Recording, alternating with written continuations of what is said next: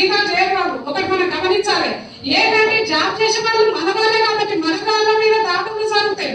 ఎందుకంటే ఒక ఎంత పెద్ద జాబ్ అయినా నచ్చిన వాళ్ళు అందరూ అది ఒకవేళ పెద్ద కులం అనుకో ఆ కులాన్ని చూసే వాళ్ళు ఎంతమంది అవుతారు. కాబట్టి మనం కూడా ఏం చేయాలంటే మన వాళ్ళకు జాబ్ చేసి ఎక్కడైనా కావచ్చు, ఇక్కడైనా కాదు, ఏ జిల్లాలో కావచ్చు, రాష్ట్రంలో కావచ్చు, మన ఎస్సీ అంటారు, ఎస్టీ అంటారు, బీసీ అంటారు, అది అమలు వరకే ఉంటుంది తప్ప ఇది అమలు అయితే లేదు. ఎందుకంటే ఖచ్చితంగా మనం ఒక అమ్మాయికి ఒక్కరైనా ఈ స్థాయి విద్య అంటే మన దేవుడు పొద్దు దేశం అంటే ఈ స్థాయి అంటే ఒక పేరు చెప్పుకొని ఇంట్లో కూడా మార్చమంటే ఇంతమంది మనం చేస్తున్నాం. ఎవరు జాబ్ చేస్తారు మీరు సర్వే చేయాలి ఒకసారి. మన ఎస్సీలు ఎస్టీలు బీసీలు మైనారిటీ వీకే చేస్తారు ఈ జాబ్. మన ఎస్ఐ కావచ్చు, జడ్జీలు కావచ్చు, ఎంత పెద్ద జాబ్ అయినా పెద్దవాళ్ళు జాబ్ లేరు. మన వాళ్ళ మీదనే దాడులు జరుగుతాయి, మన వాళ్ళ మీదనే ఎన్నో ఇబ్బందులు జరుగుతాయి. వాళ్ళు ఏదో ఈ 50,000 ఉండలేక జాబ్ చేసుకుని మీరు వస్తే ఈ నాడు కానీ ఆ నాడు కానీ పత్రికల్లో సర్వే చేయండి. ఎవరు ఉంటారు మనకి ఏమొస్తుంది? ఇప్పుడు మీరు 30 సంవత్సరాలు చూస్తున్నా ఉన్నామంటే ఇల్లు ఉంటది, వాళ్ళకి ఒక బండి ఉంటది, కారు ఉంటది, మీకు వాళ్ళ చూడు ఎన్ని ఉంటారు. అంటే మనోళ్ళు మనల్ని ఏంటంటే ధైర్యంగా పనిచేస్తారు, న్యాయంగా పనిచేస్తారు. ఎవరో మోసాలు చేసి లక్షల కోట్లు సంపాదించే వాళ్ళు కాదు. మన అంబేద్కర్ మనం ఒక న్యాయంగా ఒక దారిని నడవాలని చూసాం కాబట్టి మనం అదే దారిని నడుతున్నాం ఇద్దరు కాబట్టి మనం ఎవరైనా కావచ్చు, ఎవరికైనా ఎక్కడైనా అన్యాయం జరిగితే మనం అందరం కూడా కలిసి కట్టుకుని అందరి కోసం మనం పోరాడాలని చెప్పి నేను కోరుకుంటున్నాను. ఈ ప్రభుత్వం అయినా ఏ ప్రభుత్వం అయినా దాదాపు కేసులను పెట్టడం జరుగుతుంది, బెదిరింపులు కూడా చేస్తుంది. మరి ఇటువంటి బెదిరింపులు ఇవన్నీ మనం ఎదుర్కోవాలంటే మొట్టమొదటిగా గత 2-3 నెలల నుంచి ఈ దళిత సంఘ ఆధ్వర్యంలో ఎటువంటి ఉద్యమాలు కానీ సమావేశాలు లేకపోవడమే మనము వెనుకబాటుతనానికి ఒక నిదర్శనం. ఎందుకంటే ఉద్యమంలో ఒక భాగమే మనము ఇప్పుడు వర్గీకరణ పేరుతో ఏ ఉద్యమాన్ని ఆల్ చేసుకున్న ఉద్యమము ఒక పార్ట్ ఆఫ్ ఒక భాగం. దాన్ని దృష్టి పెట్టుకొని మనం ఏకం కాకపోతే అది అయిపోయినటువంటి భాగాన్ని మనం దృష్టి పక్క పెట్టేసి మన అందరం ఐక్యతతో ఉండి మన ఉద్యమాన్ని ముందుకు తీసుకుపోతే తప్ప మన మీద ఈ దాడులు జరగకుంటుంటాయి. కాబట్టి మన అంటే రీసెంట్ గానే వేమరాళ్ళు ప్రైవేట్ స్కూల్ అంటే విద్యార్థి సంఘాలు దానికి పర్మిషన్ లేవని దాన్ని ఒత్తిడి తీసుకొచ్చే అవకాశం ఎక్కడ ఉందా? ఏ దేశ ద్రోహం చేసినని కేసు పెట్టడం జరిగింది. మరి ప్రశ్నిస్తే గొంతు నొక్కడమా? మరి మేము చేస్తున్నటువంటి అరాచకాలన్నీ చూస్తూ ఊరుకోవడమా? కాబట్టి ఇటువంటి అరాచకాన్ని మనం ఎదుర్కొనాలంటే వెంటనే మనము ఐక్యంగా ఉండి మరి మన దావులని ఆగమని చెప్పి నేను తెలియజేస్తూ ఈ అవకాశం దాన్ని మమ్మల్ని ఆహ్వానించి ఈ కార్యక్రమంతో మాట్లాడుతున్నారు. ఎందుకంటే వాళ్ళు ఖాళీ చేసిన తప్పే ఉంది. ప్రభుత్వం ఏదైనా సరే కానీ ఇలా నిరుద్యోగంగా ఎక్కడో ఢిల్లీలో ఉండాల్సిన యాక్ట్ను ఈరోజు గల్లీలో తీసుకొచ్చి ఆనాడు 15 సంవత్సరాల కాలంలో కూడా తెలంగాణ ఉద్యమం ఉవ్వెత్తున హింసపడిన సందర్భంలో కూడా ఎక్కడ కూడా ఇలాంటి చట్టాలను ఇలాంటి సెక్షన్లను మనం ఇక్కడ చూడలేదు, వినలేదు.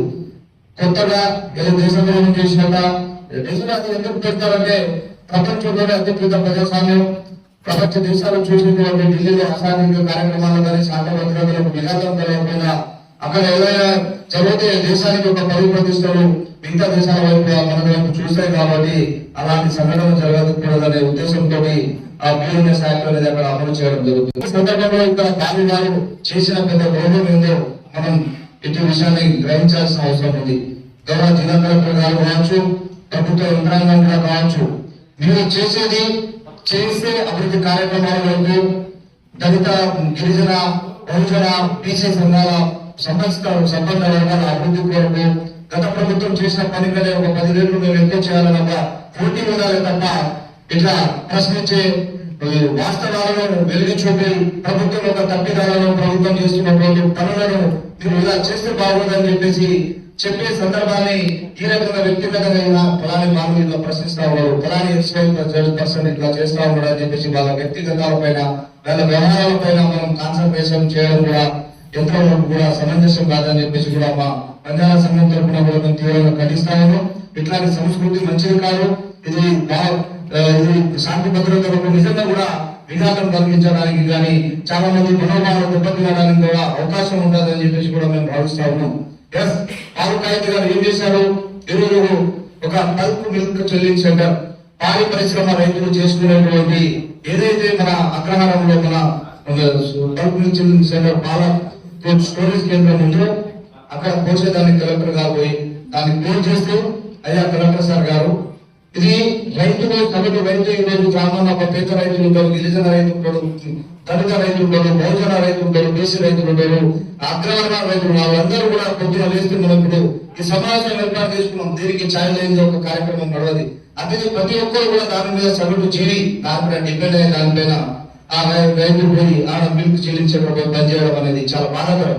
దాన్ని కలెక్టర్ సార్ గారు రైతుల ప్రయోజనాల దృష్ట్యా మన పేద రైతులు అందరూ దానిపైన జీవనోపాధి పొందే క్రమంలో దాన్ని బంద్ చేయడం తప్పు సార్, ఇలా చేయకూడదు, ఇది చేస్తే ఈ ప్రభుత్వానికి మీకు కూడా మంచిది కాదని చెప్పేసి చెప్పినందుకు, లేకుంటే గతంలో ఎప్పుడో సాగు చేసుకున్నటువంటి ఈరోజు యాక్ట్ ప్రకారం కావచ్చు, అసైన్మెంట్ చట్టాల పరంగా కావచ్చు, దాని పరిధిలో ఎప్పటి నుంచో కూడా రైతులు సాగు చేసుకున్నటువంటి భూములను మీరు వచ్చి అనవసరంగా జైలుకు పంపిస్తే సార్, ఇలాంటి రైతులను మీరు పంపించకూడదు.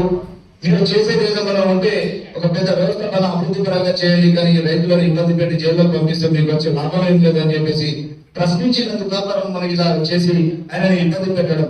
సరే మీరు సర్దుబాట్లు అంటున్నారు, టీచర్ల బదిలీలు కావచ్చు, మిగతా మీ డిపార్ట్మెంట్ వ్యవస్థలో మీ జిల్లా స్థాయిలో మీరు మెజిస్ట్రేట్ కాబట్టి మీకుంటే పరిధిలో మీ పిల్లలకి ఏదైతే అధికారాలు అవకాశాలు ఉన్నాయో దాని సద్వినియోగం సరైన మార్గంలో ఉండాలి తప్ప ఎస్ ఈ ఖైదీ గారు ప్రశ్నిస్తా ఉన్నారు కాబట్టి వీళ్ళను మనం ఏ రకంగా పర్సనల్ గా చేసుకోవాలని వ్యక్తిగతంగా తీసుకొని ఆల్రెడీ తన కాంప్లెక్స్ పరిధిలో లీగల్ గా మీకేముంటది సర్దుబాటు చేసే క్రమంలో విద్యని ఎంఈఓ పరిధిలో మండల ఎడ్యుకేషన్ ఆఫీసర్ పరిధిలో స్కూల్లో ఒక దగ్గర స్ట్రెంత్ లేకుండా ఇంకో దగ్గర అడ్జస్ట్మెంట్ చేసే క్రమంలో మనం స్థానచలనం కానీ ట్రాన్స్ఫర్ అనేది చేస్తూ ఉంటాం.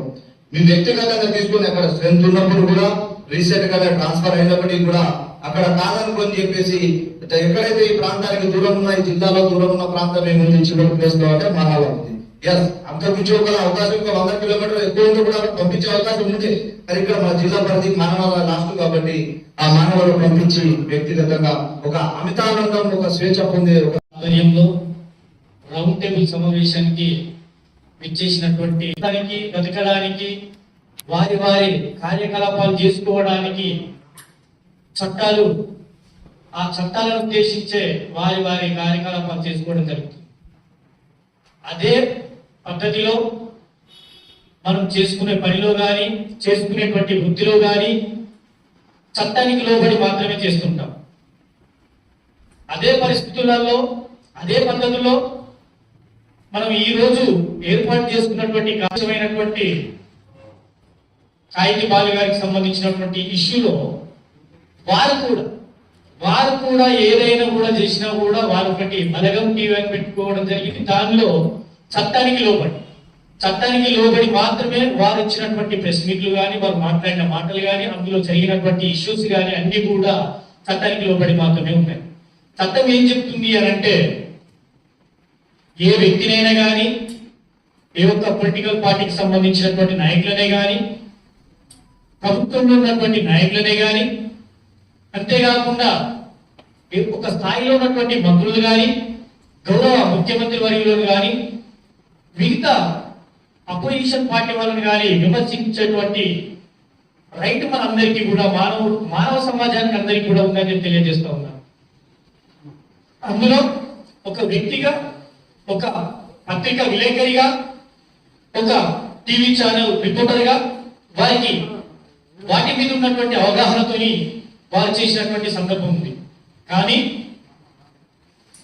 వారు ఒక అనాథరైజ్డ్ దానికి సంబంధం లేనటువంటి ఒక సెక్షన్ తో బిఎన్ఎస్ఎస్ కొత్త చట్టం 2023లో వచ్చినటువంటి బిఎన్ఎస్ఎస్ అనేటువంటి చట్టంతో ఒక దురుద్దేశంతో ప్రభుత్వం కానీ అధికారులు కానీ 144 అనేటువంటి పాత సిఆర్పిస్ లో ఉన్నటువంటి సెక్షన్ ప్రకారం ఒక నోటీస్ ఇవ్వడం జరిగింది. ఏంటి అని అంటే అధికారుల మీద, అంతేకాకుండా ఒక గవర్నమెంట్ మీద తప్పుడు ప్రచారం చేసినప్పుడు, వారి గురించి తప్పు మాటలు మాట్లాడినప్పుడు, వారి గురించి తప్పుడు స్టేట్మెంట్లు ఇచ్చినప్పుడు, వీడియోలు పెట్టినప్పుడు లేదా రైటింగ్ లో ఇచ్చినప్పుడు అటువంటిది ఇవ్వాలని చెప్పి వాళ్ళు ఇవ్వడం జరిగింది. కానీ మాకు గవర్నమెంట్ భారత రాజ్యాంగంలో చెప్తా ఉంది, ఆర్టికల్ 21 ప్రకారం మాట్లాడేటువంటి స్వేచ్ఛ.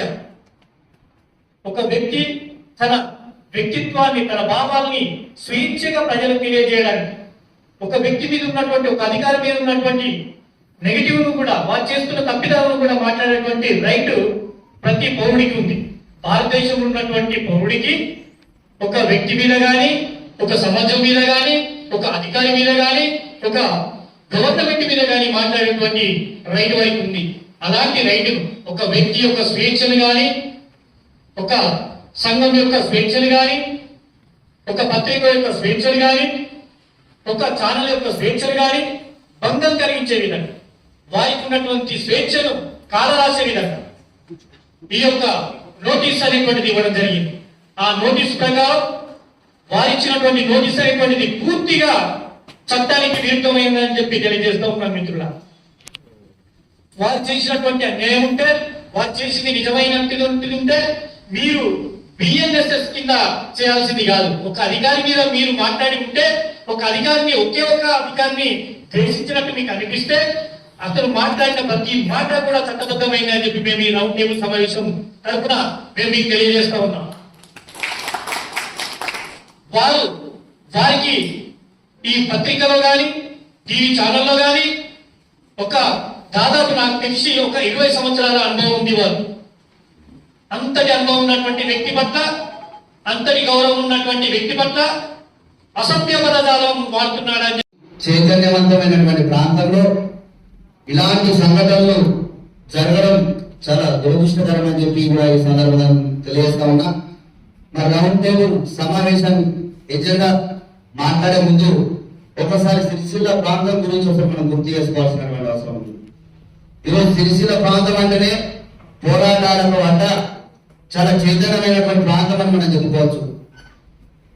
ఈ తెలంగాణ రైతాంగ సాయుధ పోరాటం జరిగినప్పుడు 1935లోనే 4వ ఆంధ్ర మహాసభ జరిగినటువంటి గడ్డ ఈ సిరిసిల్ల అని చెప్పి ఈ సందర్భంగా మీ అందరికీ తెలియజేస్తా ఉన్నా. ఒకవైపు రైతాంగం అంతా కూడా రాష్ట్ర వ్యాప్తంగా పోరాటాలు చేసినప్పుడు, ఒకవైపు జగిత్యాల జయంతియాత్ర జరిగితే ఇక్కడ ఉన్నటువంటి రైతులు సిరిసిల్ల పోరాటంలో కీలక పాత్ర పోషించినటువంటి గడ్డ ఈ సిరిసిల్ల ప్రాంతం అనేది మనం గుర్తు చేసుకోవాల్సినటువంటి అవసరం ఉందని చెప్పి ఈ సందర్భంగా తెలియజేస్తాము. మరొక వైపు ఇక్కడ ఉన్నటువంటి దొరలకు వ్యతిరేకంగా భూమి కోసం, ముక్తి కోసం ఇక్కడ నక్సలైట్ ఉద్యమం జరిగితే, ముఖ్యంగా ఉత్తర తెలంగాణ ప్రాంతంలో నక్సలైట్ ఉద్యమం జరిగితే ఆ ఉత్తర తెలంగాణలో కరీంనగర్ పాత్ర ఎంతుందో మీ అందరికి తెలుసు. కరీంనగర్ ప్రాంతంలో సిరిసిల్ల పాత్ర కూడా ఎంతుందో అని కూడా మీ అందరికి తెలుసు అనే విషయాన్ని కూడా ఒక్కొక్కసారి మీ అందరికి గుర్తు చేస్తా ఉన్నా. దాని తర్వాత తెలంగాణ మలిదశ ఉద్యమం జరుగుతున్నటువంటి క్రమంలో ఈ ప్రాంతంలో కూడా ఉవ్వెత్తున తెలంగాణ ఉద్యమంలో కూడా ఉద్యమకారులు ఎంతో మంది కూడా పోరాటం చేసినటువంటి ఘనత ఈ గడ్డకే దక్కుతుందని చెప్పి కూడా ఈ సందర్భంగా తెలియజేస్తా ఉన్నా. చివరిగా ఈ రాజన్న సిరిసిల్ల జిల్లా అసలు జిల్లా చేయడానికే సాధ్యం కాదు అన్నటువంటి పరిస్థితుల్లో ఈ ప్రాంతంలో ఉన్నటువంటి ప్రజానికం అందరూ కూడా ఏకదాని మీద వచ్చి మా జిల్లాని సాధించుకుంటామని చెప్పి ఆ జిల్లాని సాధించుకున్నటువంటి గడ్డ ఈ తెలంగాణ మన సిరిసిల్ల గడ్డ. దీంట్లో అన్ని సంఘాలు, ప్రజలందరూ కూడా పోరాడి సాధించుకున్నటువంటి గడ్డనే ఈరోజు రాజన్న సిరిసిల్ల జిల్లాగా ఏర్పడదని చెప్పి ఈరోజు మనం గర్వంగా చెప్పుకోవాల్సినటువంటి అవసరం, బాధ్యత ఉందని చెప్పి కూడా ఈ సందర్భంగా తెలియజేస్తా ఉన్నా. ఈ జిల్లాగా ఏర్పడినటువంటి ఈ ప్రాంతంలో ఈ జిల్లాను పాలించడానికి వచ్చినటువంటి అధికారులకు ఈ భవిష్యత్తు చరిత్ర తెలియకపోవచ్చు, కానీ ఈ ప్రాంతం ప్రజలు మాత్రం ఆ చరిత్ర తెలుసు. ఆ చైతన్యాన్ని, ఆ ప్రశ్నించే తత్వాన్ని నిరంతరం ఉంటుందని చెప్పి ఈ రౌండ్ టేబుల్ సమావేశంలో ఒకసారి మీ అందరికీ తెలియజేస్తా ఉన్నా. ముఖ్యంగా జిల్లా అధికార యంత్రాంగం ఈ జిల్లాలో ఉన్నటువంటి ప్రజాలింగంపై చేస్తున్నటువంటి అరాచకాల గురించి ఈరోజు మనం రౌండ్ టేబుల్ సమావేశం పెట్టుకున్నటువంటి పరిస్థితి. ఈరోజు ప్రశ్నించేటువంటి ప్రాంతంలో అసలు ప్రశ్నించద్దు, అసలు ఏ విషయాన్ని కూడా మన నుంచి రావద్దన్నటువంటి నిబంధన తీసుకురావడం అనేది చాలా దుర్మార్గమైనటువంటి చర్య అని చెప్పి కూడా ఈ సందర్భంగా నేను తెలియజేస్తా ఉన్నా. ముఖ్యంగా 163 బిఎంఎస్ తీసుకురావడం అంటే నిజంగా ఒక భావ ప్రకటన స్వేచ్ఛకి ఈరోజు భంగం కలిగిస్తున్నటువంటి పరిస్థితులు ఈ సిరిసిల్ల ప్రాంతంలో కనబడుతున్నటువంటి పరిస్థితులు ఉన్నాయి. ఇలాంటి చట్టం ముఖ్యంగా జమ్మూ కాశ్మీర్, న్యూఢిల్లీలో అనే ప్రాంతాల్లో ఒక వివాదాస్పదమైనటువంటి ప్రాంతాలలో విధించినటువంటి చట్టాలను ఈరోజు చుట్టూ ఫారెస్ట్ ఒక పచ్చని పల్లెలలో ఒక ప్రశాంతమైన వాతావరణం ఉన్నటువంటి మన జిల్లా కేంద్రాల్లో పనిచేసినటువంటి ఒక దళిత మేధావుల పైన ఇలాంటి చట్టాలు తీసుకురావడం అంటే ఈరోజు మన జిల్లాలో దళిత రాజకీయ నాయకులు, దళిత జర్నలిస్టులు, దళిత న్యాయవాదులు, దాంతో పాటు దళిత ఉద్యోగుల పరిస్థితి ఏ విధంగా ఉందో ఈరోజు అర్థం చేసుకోవాల్సినటువంటి అవసరం, బాధ్యత ఇక్కడ ఉన్నటువంటి దళిత సంఘాలపై ఉందని కూడా ఈ సందర్భంగా తెలియజేస్తా ఉన్నా. ఒక దళిత ఉద్యోగి, ప్రభుత్వ టీచర్ గా పనిచేస్తున్నటువంటి ఉద్యోగిని అకారణంగా తమ చట్టం ప్రకారం తను పెట్టుకున్నటువంటి ఆప్షన్ ప్రకారం బదిలీలో భాగంగా ఆమె ప్రాంతంలో పెట్టుకుంటే కక్షపూరితంగా వేరే ప్రాంతానికి తరలించడం అంటే నిజానికి ఇది కక్షపూరితంగా జిల్లా యంత్రాంగం వ్యవహరిస్తుంది అనేటువంటి విషయాన్ని ఈరోజు మనకు క్లియర్ అర్థమవుతున్నటువంటి పరిస్థితి. ముఖ్యంగా ఒక టీచర్ తన ఆప్షన్ ప్రకారం తను గతంలో చాలా సంవత్సరాలు సర్వీస్ చేసినటువంటి పరిస్థితిలో తనకు ఆప్షన్ ప్రకారం ఏ ప్రాంతంలో పెట్టుకున్నటువంటి ఆప్షన్ ఆన్లైన్ నుంచి రాష్ట్ర స్థాయిలో ట్రాన్స్ఫర్ జరుగుతున్నటువంటి క్రమంలో ఆ మేడం ఇక్కడ ఉద్యోగం చేస్తున్నటువంటి పరిస్థితిలో నిజంగా వర్క్ అడ్జస్ట్మెంట్ అనే ఒక డిఓ చేస్తున్నటువంటిది వాస్తవంగా కాంప్లెక్స్, ఒక మండలంలో ఒక కాంప్లెక్స్ ఉంటే ఆ కాంప్లెక్స్ పరిధిలో, ఒక మండలంలో 2 కాంప్లెక్స్లు ఉంటే ఆ 2 కాంప్లెక్స్ పరిధిలో అడ్జస్ట్ చేసేటువంటి పరిస్థితులు కూడా మనం గత ఎన్నో సంవత్సరాలు చూస్తా ఉన్నాం. కానీ ఈరోజు సిరిసిల్ల జిల్లా కేంద్రంలో పనిచేస్తున్నటువంటి ఒక ఉపాధ్యాయులు, దళిత ఉపాధ్యాయురాలని ఈరోజు అకారణంగా తీసుకుపోయి ఈరోజు మానల్ల అడవుల్లోకి ఈరోజు పంపించేటువంటి పరిస్థితిని చూసుకుంటే ఈరోజు నిజంగా మనం బాధపడాల్సినటువంటి అవసరం ఉందని చెప్పి ఈ సందర్భంగా తెలియజేస్తా ఉన్నా. నిజంగా ఇక్కడ విద్యార్థుల సంఖ్య తక్కువనే ఉంటే ఈరోజు ఆ ఉపాధ్యాయులను పంపించారు. కానీ అదే పాఠశాలకు మళ్ళీ ఇంకొక టీచర్ బౌసవపేట నుంచి ఇక్కడ విద్యార్థులకు ఇంకొక ఉపాధ్యాయులు కావాలని చెప్పి మళ్ళీ ఇంకొక ఉపాధ్యాయురాన్ని బౌసవపేట నుంచి ఇక్కడ తీసుకొచ్చినటువంటి పరిస్థితులు కూడా ఉన్నాయని చెప్పి కూడా మీ అందరికీ గుర్తు చేస్తా ఉన్నా.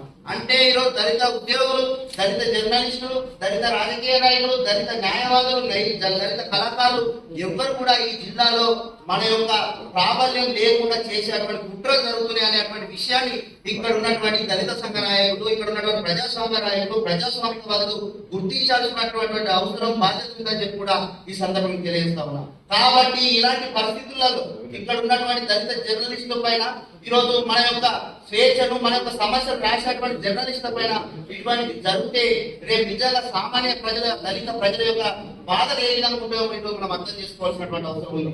ముఖ్యంగా ఇలాంటి సంఘటనలు జరిగినప్పుడు మాత్రం దళిత సంఘాలు మాత్రం ఏకమవుతా ఉన్నాం. కాబట్టి ఇలాంటి సంఘటనలు కానప్పుడు మనం అందరం ఐక్యంగా ఉన్నప్పుడే మన జోలి కూడా రావాలంటే భయపడేటువంటి పరిస్థితులు ఉంటాయని చెప్పి ఈ సందర్భంగా తెలియజేస్తా ఉన్నా. ఈ దళితుల పైన దాడి జరగడం ఈ జిల్లాలో ఒకటి మొదటిది కాదు. ఈ దళితుల పైన రామజీపేటలో దాడి జరిగింది, ఇదే దళితుల పైన గండికాల్పూర్లో జరిగింది, అల్మాజ్పూర్లో జరిగింది, అదే విధంగా బౌసవపేటలో అయినటువంటి పరిస్థితి. ప్రతి ఘటనలో ప్రజా సంఘాలుగా, దళిత సంఘాలుగా అనేక పోరాటాలు చేస్తున్నప్పటికీ కూడా ఇంకా కూడా దళిత మేధావులపై కూడా ఆ యొక్క దాడులు జరిగేటువంటి క్రమంగానే ఈరోజు ఇలాంటి పరిస్థితులు ఉన్నటువంటి పరిస్థితి ఉంది. కాబట్టి దళిత సంఘాలుగా, దళిత మేధావులుగా మనం ఏకతాటి మీద వచ్చి మనం ఉద్యమించి మన పోరాటాలు కొనసాగించి మనం అందరం కూడా ఐక్యమత్యంగా ఉండాల్సినటువంటి అవసరం ఉందని కూడా ఈ సందర్భంగా తెలియజేస్తా ఉన్నా. ఇందాక మన నిమ్మపల్లి నుంచి వచ్చి పరిచయమైనటువంటి వాళ్ళు దాదాపు 10-20 రోజుల పాటు జైలు చేయనటువంటి పరిస్థితి ఉంది. కనీసం ఆ విషయం కూడా ఈరోజు జిల్లాలో ఉన్నటువంటి వాళ్ళు ఎవ్వరు కూడా స్పందించలేనటువంటి పరిస్థితి. ఇట్లా మన జర్నలిస్టులు మన గురించి మన జాతి కోసం పనిచేసేటువంటి వాళ్ళకు ఈరోజు మనం అండగా లేకపోతే నిజంగా మన ప్రశ్నించేటువంటి గొంతులు ఇంకా మన మరుగున పడితే ఇంకా మన ప్రజలు ఇంకా కూడా ఈరోజు ఇంకా మూతికి సీపులు కట్టుకున్నటువంటి పరిస్థితులు మళ్ళీ వచ్చేటువంటి పరిస్థితులు ఉన్నాయి. కాబట్టి జిల్లా యంత్రాంగానికి మనం భయపెట్టించాలంటే ఖచ్చితంగా మనం ఏకతాటికి రావాల్సిందే. మన మంచి ఖచ్చితంగా ఇలాంటి సంఘటనలు పునరావృతం కాకుండా మనం ఐక్యంగా ఉన్నప్పుడే ఇలాంటి సంఘటనలు జరిగాయి. కాబట్టి ఇది రాజకీయ కోణం కంటే మనం ఒక దళిత కోణంలో చూడడం చాలా ఉత్తమమైనటువంటి విషయం అని చెప్పి ఏమన్నా జరగదు. ఒక రాజకీయ నాయకుడు, పాలు కాగితానికి ఏమన్నా జరగదు, దాని గురించి మాట్లాడదలుచుకోలేదు. కానీ ఒక జాతి యొక్క మన జాతి కోణంలో, ఒక బహుజన కోణంలో, ఒక దళిత కోణంలో చూసినప్పుడు మాత్రం 100% బాలు ఖైదీ పక్షాన మనం నిలబడాల్సిందే. ఆయన పక్షాన మనం నిలబడి ఆయన న్యాయం జరిగేటువంటి విధంగా కూడా మనం పోరాడాల్సినటువంటి అవసరం బాధ్యత తెలియజేస్తూ ఈ అవకాశం ఇచ్చినటువంటి ఇక్కడ ఉన్నటువంటి దళిత సంఘాలకు, ప్రజా సంఘాలకు, న్యాయవాదులకు అందరూ కూడా పేరు పేరున ధన్యవాదాలు తెలియజేస్తూ, అదేవిధంగా మనం కాబట్టి లీగల్ గా కూడా మనం చట్ట పరిధిని పోరాడదాం, చట్ట పరిధిని ఉద్యమిస్తాం, చట్ట పరిధిని మనం అధికార యంత్రాంగంతో కొట్లాడమని తెలియజేస్తూ, మీ అందరి సలహా సూచనలతో భవిష్యత్తులో ముందుకెళ్దామని తెలియజేస్తూ 15 సంవత్సరాల పరిచయం ఉన్నది. వ్యక్తిగతంగా చాలా మంచివాడు, అదేవిధంగా సమాజానికి ఎంత ఉపయోగపడుతున్నాడో మీ అందరూ కూడా తెలుసు. కానీ ఈ రాజ్యం ఇలా అన్నగారి మీద ఏదైతే 163 పెట్టడం అనేటువంటిది చాలా తప్పు. ఎందుకంటే బలగం ఛానల్ ద్వారా అనేక మంది కళాకారులను, పౌరులను, మేధావులను, నేతలను, అదేవిధంగా తెలంగాణ ఉద్యమంలో చాలా కీలకంగా పనిచేసినటువంటి అన్న జర్నలిస్ట్ గారి మీద దాన్ని తప్పకుండా ఎత్తివేయాలి. లేదంటే ధర్నాలు రాష్ట్రపతి చేయడం, బహిరంగ సభ నిర్వహించడం తప్పకుండా ఈ జిల్లాలో జరుగుతుంది. దీనికి కూడా రాష్ట్రం అంతా తెలిసిన విధంగా కార్యక్రమాలు కోరుకుంటూ, ఇదే కాదు భవిష్యత్తులో మా దళిత లీడర్ల మీద, మా బహుజన లీడర్ల మీద, కళల మీద, కళాకారుల మీద, జర్నలిస్టుల మీద ఏదైనా ఇలాంటి దళిత మాత్రం ఊరుకునేది లేదు. ఇంతకుముందు మా విభజన చెప్పినట్టు చట్టానికి లోపలే మేము తప్పకుండా ఉద్యమిస్తాం, పోరాడేస్తామని చెప్పేసి కోరుకుంటూ, మరి బాబాసాహెబ్ అంబేద్కర్ గారు లేకపోతే ఈ దళిత బహుజన సమాజానికి ఇంతమంది బట్ట లేదు, తెలివి లేదు, జ్ఞానం లేదు, పెళ్లి లేదు, ఉద్యోగాలు లేవు, రాజకీయ రిజర్వేషన్ లేవన్న సంగతిని మనం మర్చిపోతుందని చెప్పేసి కోరుకుంటూ, బాబాసాహెబ్ అంబేద్కర్ కనుక ఈ దేశంలో పుట్టకపోతే మన జీవితాలు ఎలా ఉన్నాయో ఒకసారి పాట ద్వారా గుర్తు చేసుకుందాం. వస్తే మీరందరూ కూడా మంచుకోవాలని కోరుతూ, ఏమైపోయే వాళ్ళము అంబేద్కర్ లేకుంటే, ఏ చీకటి ముందునో తను వెలుగై రాకుంటే, ఏమైపోయే వాళ్ళము అంబేద్కర్ లేకుంటే, ఏ చీకటి ముందునో తను వెలుగై రాకుంటే, తరాలు మనసికి గతులు మారక కరువడిల్లు కథ సకల జనము, తరాలు మనసికి గతులు మారక కరువడిల్లు కథ సకల జనము,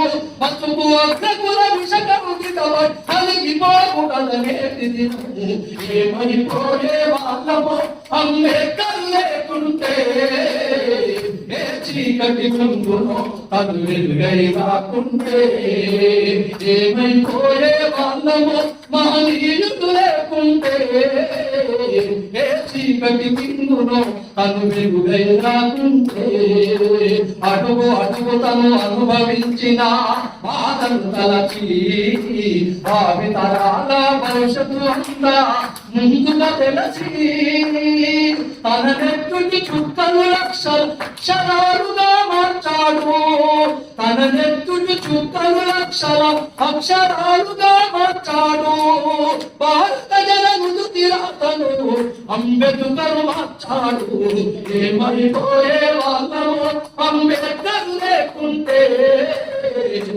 చీకటి చుంగులో తను వెలుగై రాకుంటే, తెలుసుకొని తెలుపగలండి ఆయన చరిత, గుంచెత్తి వినిపించు మహా నిహియుని ఘనత, నిన్న నేడు రేపటి తరాలు మార్చిన ఘనత, రాజ్యానికి రాజ్యమిచ్చిన అందరి నేత, ఏమైపోయే వాదము అంబేద్కర్ లేకుంటే, ఏ చీకటి ముందునో తను వెలుగై రాకుంటే, ఏమైపోయే వాళ్ళము మహనీయుడు లేకుంటే, ఏ చీకటి ముందునో తను వెలుగై రాకుంటే. బాబాసాహెబ్ అంబేద్కర్ రాజ్యాంగాన్ని రాసిన, తెలంగాణ వచ్చిన, ఇంత చదువుకున్నా ఇలాంటి దాడులు జరుగుతున్నాయంటే చాలా నిజంగా ఆశ్చర్యం అనిపిస్తుంది. కాబట్టి ఇంకా ఎంతకాలం, ఎన్ని నాళ్ళు ఈ ఘోరాలు ఎంత మంది వదుదాము, ఎన్ని నాళ్ళు ఈ ఘోరాలు ఎంత మంది వదుదాము, ఎన్ని నాళ్ళు ఈ ఘోరాలు ఎంతమంది బతుకుదాం, ఎన్నినాళ్ళు ఇవరాలు ఎంతమంది బతుకుదాం. దళితనతను కట్టాకుంటే బతుకులేదు, దళితనతను కట్టాకుంటే బతుకులేదు, దళితనతను కట్టాకుంటే బతుకులేదు, దళితనతను కట్టాకుంటే బతుకులేదు. కట్టే బట్ట పెళ్ళాకుంటే వాడు చూసి పొరవడాయే, కట్టే బట్ట పెళ్ళాకుంటే వాడు చూసి పొరవడాయే, కట్టే బట్ట పెళ్ళాకుంటే వాడు చూసి పొరవడాయే, కట్టే బట్ట పెళ్ళాకుంటే వాడు చూసి పొరవడాయే. దళితనవా నపాసము తింటున్నామా, దళితనవా నపాసము తింటున్నామా, దళితనతడు కట్టాలే నీ బతుకులేదు, దళితనతడు కట్టాలే నీ బతుకులేదు. తప్పకుండా దయచేసి నేనైతే ఒక బహుజన కళాకారులుగా, ఒక దళిత కళాకారులుగా గత 18 సంవత్సరాలుగా పూలే అంబేద్కర్, కాన్సీరామ్, ఎస్హెచ్ బీసీ మైనార్టీ ఐక్యత వర్ధిల్లాలని చెప్పేసి రాస్తూ పాడుతూ కొనసాగుతున్నాం. ఇప్పటి వరకు అంటే 18 సంవత్సరాల కాలంలో బిఎస్ లో ఉన్నాను. మా చాకల తిరిగిన వాడిని. అదే విధంగా నేను ఆ పార్టీ నుంచి బయటకు వచ్చిన అయినా ఆ బహుజనవాదాల సిద్ధాంతాన్ని పట్టుకోవడంలో తప్పకుండా నేను ఉంటాను. మీరు కాంగ్రెస్ లో ఉన్న, టీఆర్ఎస్ లో ఉన్న, బీజేపీ ఉన్న, మీరు ఎక్కడ సర్పంచ్ ఎంపీసీ పోటీ చేసిన, ఎలాంటి దళిత కార్యక్రమం తీసుకున్న ఒక పాతగాలిగా దాడులు జరిగేది దళిత నాయకుల పైన, అదేవిధంగా దళిత జర్నలిస్టుల పైన దాడులు జరుగుతున్నాయి. మరి వీటి విషయంలో మరి మనం ఎంతసేపు ఎవరి సంఘం వాళ్ళు, ఎవరి కథ వాళ్ళు, వాళ్ళ వ్యక్తిగత ప్రయోజనాల కోసం పోతే, మరి మనలో ఐక్యత అనేది లేకపోతే ఇలాంటి దాడులు అనేది ఇంకా జరుగుతుంటాయి. మరి మనకు ఇన్ని సంవత్సరాలే మన దేవుడు, మన సార్వత్రిక మన దేవుడు డాక్టర్ బాబాసాహెబ్ అంబేద్కర్ గారు మనకి ఇంత రాజ్యాంగానికి ఇన్ని చట్టాలు, ఇన్ని హక్కులు ఇచ్చినా ఇంత దాడులు జరుగుతున్నాయి. మరి ఇంత ముందుకు ఈ రాజ్యాంగం లేనప్పుడు ఎన్ని బాధలు అనుభవించడం ఒకసారి గుర్తు చేసుకోండి. అదే విధంగా ఇప్పుడు ఇంత చదువుకున్నాము, ఇంత జ్ఞానం వచ్చింది, నాయకులమైనము, అన్ని పార్టీలలో పనిచేస్తున్నాము, అన్నిట్లలో పనిచేసినప్పటికీ మనము స్పందించలేకపోవడము దురదృష్టకరం.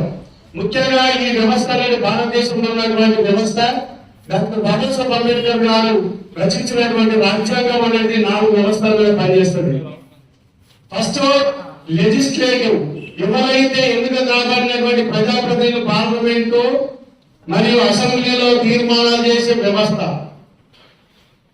రెండవది బ్యూరోక్రాట్స్, అధికారులు, ఐఏఎస్ ఐపీఎస్ ఎవరైతే ఉన్నారో వాళ్ళ వ్యవస్థ. అంటే వీళ్ళు పెద్దలు తీర్మానాలు చేసిన వ్యవస్థను నడిపించడానికి అధికారులు నడిపించాలి.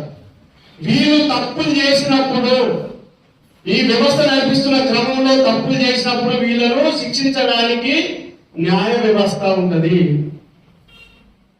న్యాయ వ్యవస్థ ఉంటది, కోర్టులు ఉంటాయి.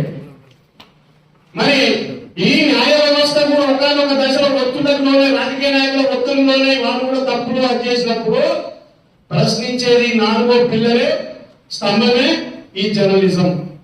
జర్నలిజం అనేది రాష్ట్ర న్యాయ వ్యవస్థను కూడా ప్రశ్నించే తత్వం ఉంటుంది. ఎందుకంటే న్యాయంలో తప్పు చేసిన ప్రశ్నిస్తారు, అదే విధంగా అధికారులు ఐఏఎస్ తప్పు చేసిన ప్రశ్నించే తత్వం ఉంటుంది. ఒకవేళ ఇళ్లను కూడా తప్పుగా వాళ్ళ మాటలు పట్టుకొని న్యాయ వ్యవస్థ నాశనం చేసి న్యాయ వ్యవస్థను కూడా ఆటంకం కలిగించేటువంటి న్యాయవాదులు ఎవరైతే తప్పు చేస్తారో వాళ్ళను కూడా ప్రశ్నించి కడిగి పారేసే హక్కు ఒక జర్నలిజం మాత్రమే ఉంటుంది. మరి అలాంటి జర్నలిజం మీద మనం ఒక్కుపాలను మోపినట్లయితే మరి ఎవరు చేయాలి? సమాజానికి ఎవరు బాగుపడి చేయాలి? ఎవరి ఈ దేశాన్ని రక్షించాలి? ఎవరి మన దాంట్లో రక్షించాలి? రెండవది, జర్నలిజం కూడా తప్పు చేసింది అనుకుంటాం. ఒకవేళ నిజంగానే ఇప్పుడు ఒక విషయం ఇక్కడ అంశం పెట్టి బాలు కాగితం మీద, సరే నిజం కూడా బాలు కాగితం అనే వ్యక్తి తప్పు చేసినట్టయితే దాన్ని ఆధారాలతో సహా రుజువు చేసి, అదే న్యాయ వ్యవస్థలో రుజువు చేసి అతనికి ఉన్నటువంటి ఏదైతే తప్పు ఆయన చేసేటువంటి వ్యవస్థ ఉన్నదో అని 100% శిక్ష చేయడానికి మనకు న్యాయ వ్యవస్థ ఉన్నది. కానీ అలా జరగకుండా ఏం జరుగుతుంది? ఇప్పుడు ప్రజాప్రతినిధులు, మొదటి నాయకులు ఎవరైతే ఉన్నారో తీర్మానాలు చేసే నాయకులు వ్యక్తిగత కక్షలతోని మరి చేసే తప్పులను ఎత్తు చూపితే వాళ్ళు ఏం చేస్తున్నారు? బ్యూరోక్రాట్స్ ఎవరైతే ఉన్నారో ఐఏఎస్ ఐపీఎస్ లతో తప్పు చేయించి వ్యక్తిగతంగా అంటే అతని యొక్క ఫ్యామిలీ జోలికి వెళ్ళి నానా ఇబ్బందులకు గురి చేసి మరి వాళ్ళను ఈ జర్నలిజంలోకి చేయకుండా చేస్తా ఉన్నారు. అది ఏ కులమన్నా కానీ ఎవరన్నా కానీ జర్నలిజం నిజంగా ఉన్నదని మాట్లాడినండి తొక్కి పడేస్తున్నారు. దాని కాగితాన్ని పక్కన పెట్టేసేయండి. మిగతా ఎవరైనా కూడా వాస్తవాన్ని మాట్లాడినటువంటి వాళ్ళను ఉక్కు పాదంతో తొక్కి పడేస్తున్నారు. ఇల్లీగల్ గా కేసులు పెట్టేస్తున్నారు, రౌడీ షీట్లు ఓపెన్ చేస్తున్నారు, దందాలని చెప్తున్నారు. కానీ నిజంగానే మీకు వాళ్ళు ఆ జర్నలిజం అనేది తప్పు చేస్తే 100% కోర్టు తీసుకోవాలి, కోర్టులో సబ్మిట్ చేసి అతనికి శిక్ష పడేటట్టు చేయాలి తప్ప వ్యక్తిగతంగా ఫ్యామిలీ చూసుకోవడం అనేది ఇది తప్పు తప్పు తప్పు. దాంట్లో ముఖ్యంగా రాజన్న సిరిసిల్ల జిల్లాలో మరి కొంత ధైర్యం చేయవచ్చు, చేయకపోవచ్చు. చేయని వాళ్ళే అంత మంచోళ్ళు, చేసిన వాళ్ళంతా వీళ్ళు చట్ట వ్యతిరేకులు, వీళ్ళు బాగా వీళ్ళు జనాన్ని రెచ్చగొడుతున్నారు, మొత్తం విధ్వంసం సృష్టిస్తున్నారు. వీళ్ళ ద్వారా మొత్తం చట్టమే మొత్తం అల్ల కల్లోలం అయిపోతుంది, విఘాతం కలుగుతుంది అనే లెవెల్ ఒక చట్టం తీసుకొచ్చి ఒక సెక్షన్ విధించారు. అదేంటిది 163 సెక్షన్. నాకు తెలిసి బహుశా పాత వ్యవస్థలో కూడా దీన్ని ఉపయోగించుకోలేదు. అంత మతకాలంలో జరిగినప్పుడు కూడా ఒక్క జర్నలిస్టు పైన 163 యాక్టివ్ పెట్టిందంటే ఇది ఎంత దుర్వినియోగం చేస్తున్నారు వ్యవస్థ, న్యాయ వ్యవస్థలో రాజ్యాంగాన్ని ఎంత దుర్వినియోగం చేస్తున్నారు అనేది ఒకసారి గ్రహించాలి. దీంట్లో ముఖ్యంగా నేను చెప్తున్నా, ఇందులో దళితులు ఈ జర్నలిజం లో మరి బాలుకాయ చూడొచ్చు, ఇంకోటి సంథింగ్ ఎవరైనా ఉండొచ్చు. కానీ ముఖ్యంగా ఇక్కడ ఎవరు వచ్చారో బాలుకాయది మరి ఎవరున్నారు, ఎంతదంతా ఈయన ఎవరు, ఈయన సామాజిక వర్గం ఏది, ఈయన నేపథ్యం ఏదని తెలుసుకొని ఆయన ఒక దళిత సామాజిక వర్గం, ఒక మానవ సామాజిక వర్గానికి ఎవ్వరు లేదు, మరి ఏం చేసిన నడుస్తుందని ఒక ధీమాతని ఇప్పుడు అతని వ్యక్తిగతంగా వ్యవస్థను నడిపిస్తా ఉన్నారు. ఇది ఎంతవరకు కరెక్ట్? ఒకటి ఆమె టీచర్, అలా భార్య టీచర్, వాళ్ళ కొడుకు అనారోగ్య కారణంగా ఉన్నారు. వాస్తవంగా ఇప్పుడు అమ్మగారు చెప్పినట్టుగా నిజంగానే సర్దుబాటు అనేది ఉండే వ్యవస్థలో ఖచ్చితంగా ఒక టీచర్ సర్దుబాటు చేసే వ్యవస్థ ఉన్నది. దాన్ని కూడా ఆ పరిధిలో బట్టి వేస్తా ఉంటారు. నేను కాలేజీలో సర్దుబాటు చేయాల్సిన 100% అది డిఈఓ చూసుకోవాల్సిందే. ఓన్లీ డిఈఓ కాదు, నేను జిల్లా కలెక్టర్ దగ్గర ఉండి మంచి కార్యక్రమం చూసుకుంటూ ఎక్కడెక్కడ డిఈఓ సరిగ్గా పనిచేస్తారని తల్లి చేసింది అనుకుందాం. సర్దుబాటు ఎంత దూరం వేయాలి, దానికి ఒక డిస్టెన్స్ ఉంటుంది, దానికి ఒక వ్యవస్థ ఉంటుంది. పోనీ మీకు అక్కడ జనాభా లేదు, పిల్లల స్ట్రెంత్ లేనప్పుడు ఆ స్ట్రెంత్ కు తగ్గట్టుగానే ఒక వ్యక్తిని ఒక టీచర్ ని తీసాం. ఓకే, ఈవెన్ సర్దుబాటు చేసి వేసేది ఎక్కడ నీకు వ్యక్తిగతంగా ఏమన్నా దూరం వేసేది. మరి స్ట్రెంత్ లేని స్కూల్ కి ఈమె తీసేసిన మరుక్షణమే ఇంకో ఆమె ఎట్లా రిక్రూట్ చేస్తావు, స్ట్రెంత్ లేని ఎట్లా చూపిస్తావు అంటే అది కావాలని వ్యక్తిగతంగా వచ్చింది కదా. అతని ఇంటి పైకి గోడల మీద కూర్చోడానికి, ఇల్లు కూర్చోడానికి పంపించడం అది ఎంతవరకు కరెక్ట్? ఇల్లు కూర్చోడానికి అంటే మున్సిపల్ అధికారులు ఏం చేస్తారు? ఇప్పటిదాకా ఆయన చట్ట ప్రకారం కట్టుకున్నాడు, నువ్వు ఇచ్చిన లెక్కల ప్రకారమే కట్టుకున్నాడు, ఇంజనీర్ ఇచ్చిన ప్లాన్ ప్రకారం కట్టుకున్నాడు, ప్రభుత్వాలు ఇచ్చిన ప్రకారమే కట్టుకున్నాడు. అవసరం అనుకుంటే పక్క మంది బిల్డింగ్ కొనవాడిని ఒక గజం వెంకగా 3 ఫీట్ల వెంక కట్టుకున్నటువంటి ఇల్లు మీదకి తోని భయభ్రాంతులకు గురి చేయడం అంటే ఇది ఎంతవరకే కరెక్ట్? ఇంకోటి, ఇక మనలో ఉన్నటువంటిది ఒక పెద్ద రోగం ఉన్నది. దయచేసి ఏమనుకోవద్దు, ఎవరు అనేది భావించదు. దీన్ని మనం మైనస్ ఏర్పడతారు. ఎందుకోసం తెలుసా? ఆయన ఏ సామాజిక వర్గం? బాలుకాయకి మాన సామాజిక వర్గం. మరి అనాలంటే ఎవరైనా రెడ్డి అంటే అట్రాసిటీ కేసు అవుతుంది, ఎల్మో అనడానికి ఒక ప్రెస్ మీట్ పెట్టడానికి అట్రాసిటీ కేసు అవుతుంది, లేకపోతే బీసీలు అనడానికి అట్రాసిటీ కేసు అవుతుంది. అందుకని ఏం చేయాలి? ఇప్పుడు కొంతమంది మన దాంట్లో కూడా ఈ దళిత సంఘాలలో కొంతమంది కూలీలు అడ్డ మీద ఉండే కూలీలు ఇంకా 1000 రూపాయలు కైకిలో పోతారో ఆ టైప్ లో మన దాంట్లో కూడా మేము దళిత లీడర్ చెప్పుకొని రోడ్డు మీద కూలీలాగా పోయేవారు మనల్ని చాలా దుర్మార్గమైన చర్య.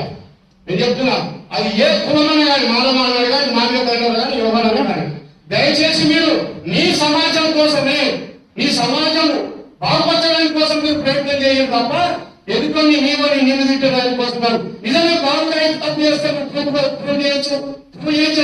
నిజంగా లీగల్ కూడా తీసిపడేది దాంట్లోనే నువ్వు డెస్క్ పోయి అది చేసుకోపో.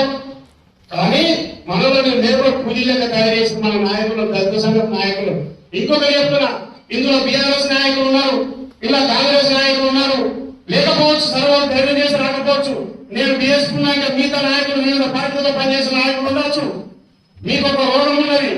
ఒక నాయకుడు కేటీఆర్ తిట్టాలంటే ఏం చేయాలి? కేకే మహేందర్ రెడ్డి పోయి కేటీఆర్ లో తిట్టాను. కేటీఆర్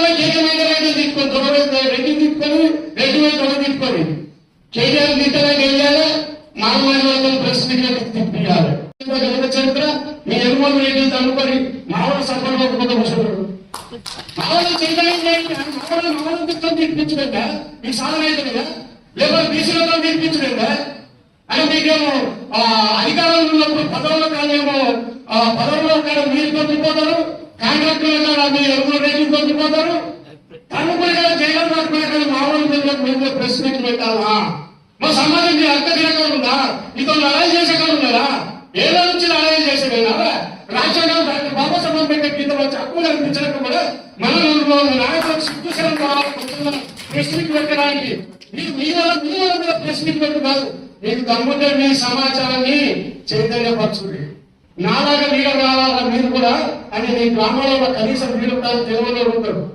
అదేవిధంగా దొర అధికారంలోకి వచ్చినా రెడ్డి అధికారంలోకి వచ్చినా ఒక మనం పోలీస్ స్టేషన్ లో పోతే మన నాయకులకు విలువలేదు, ఒక ఎంఆర్ ఆఫీసులో పోతే మన నాయకులకు విలువలేదు, మన ఎంపీ ఆఫీసులో పోతే ఒక పని చేసుకోవడం పరిస్థితి ఉన్నది. అంటే మనలో చేసేటువంటి చిన్న చిన్న పొరపాట్లు తప్పిదాలు సొసైటీని బానిసత్వం వల్లనే వాళ్ళు విలువలేకపోతున్నారు. అదే మనలో నిజంగా నీ సమాజం కోసం పనిచేసిన అయితే నీ సమాజం చైతన్యం చేసి అధికారం కోసం నీ సమాజాన్ని తీసుకుపోయినట్లయితే నేను ఖచ్చితంగా నీ జనాలు యాక్సెప్ట్ చేస్తారు, నీ లీడర్ తనాన్ని యాక్సెప్ట్ చేస్తారు, రేపు ఎంఆర్ఓ భయపడతారు, ఎంపీఓ భయపడతారు, ఎస్ఐ భయపడతారు. కానీ దయచేసి ఏమనుకోగానే నేను ఉన్నాను కదా ఒకసారి 10 సార్లు ఆలోచించండి. మీరు ఇక్కడ నుంచి ప్రెస్ మీట్లు పెట్టుకొని పని చేయండి, మీ సమాజం కోసం ప్రెస్ మీట్లు పెట్టుకోండి, దొర రెడ్డిని కొట్టుకొని వాళ్ళని కొట్టుకొని మనకు గమ్మత్తుగా సఫలం కొట్టుకొని చూద్దాం.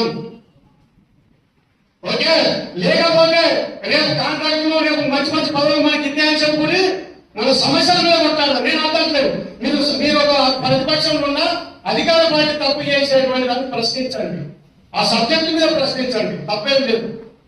ఏ అధికారం ఉన్నాయి ఇప్పుడు టీఆర్ఎస్ మొన్న దాకా అధికారం ఉంది, కాంగ్రెస్ లో ఉన్నటువంటి దళిత సమస్యల మీద పోరాటం చేయాలి, వ్యక్తుల మీద కాదు. వ్యక్తులైతే వాళ్ళ అనుకోండి, మీకేం అవసరమే, ఏమైనా హామీలు ఇచ్చారు, హామీలు నెరవేర్చలేదు, దాని మీద పోరాటం చేయాలి. ఎవరొద్దంటాడు, మీరు ఆపద వచ్చింది దాని మీద పోరాటం చేయండి. దయచేసి ఇక్కడ నుంచి చెప్తున్నా, రౌడీ సీటర్ ఓపెన్ చేస్తాను, లేకపోతే మీ కేసులు తీపిస్తాను, లేకపోతే మీకు 2-3 వేలు ఇస్తా, కర్షకులకి ఇస్తా, నీకు తాగుడికి ఇస్తా, బొడ్డిగారికి ఇస్తా, ఆమె తిట్టు, ఈ నాయకులు తిట్టు, వాళ్ళు తిట్టకూడదు. దయచేసి వాళ్ళు తిట్టుకోండి, వాళ్ళు కలుపుకోండి. మీకు సోదరుతో అర్థమైంది కేటీఆర్ కేటీఆర్ ఎదురైతే అన్నా చేతులు మీకు శిక్షణ ఉండాలి. లేదా వాళ్ళు చేతులు చేసి కలుసుకుంటే మీరేమో శత్రువు లెక్క చూసుకుంటారా? మీకు వచ్చేదేముందా కేటీఆర్ పోయి కేసీఆర్ పెట్టుకోండి. అదేవిధంగా మన బీజేపీ నాయకులు కూడా మన దళిత సంఘ నాయకులతో ప్రెస్ మీట్ పెడతారు. మరి అదే బండి సంజయులు మన టీఆర్ఎస్ నాయకులు ఎవరైతే జిల్లా అధ్యక్షుడు ఆయన తిట్టుకుంది, ఒకటి సామాజిక వర్గం ఆర్సీలను తోడగా ఇద్దరు తిట్టుకుంది. ముచ్చట చెప్తున్నా, మీరేం తిట్టుకుంటారా? అందుకని దయచేసి ఫస్ట్ మనం యూనిటీ కావాలి.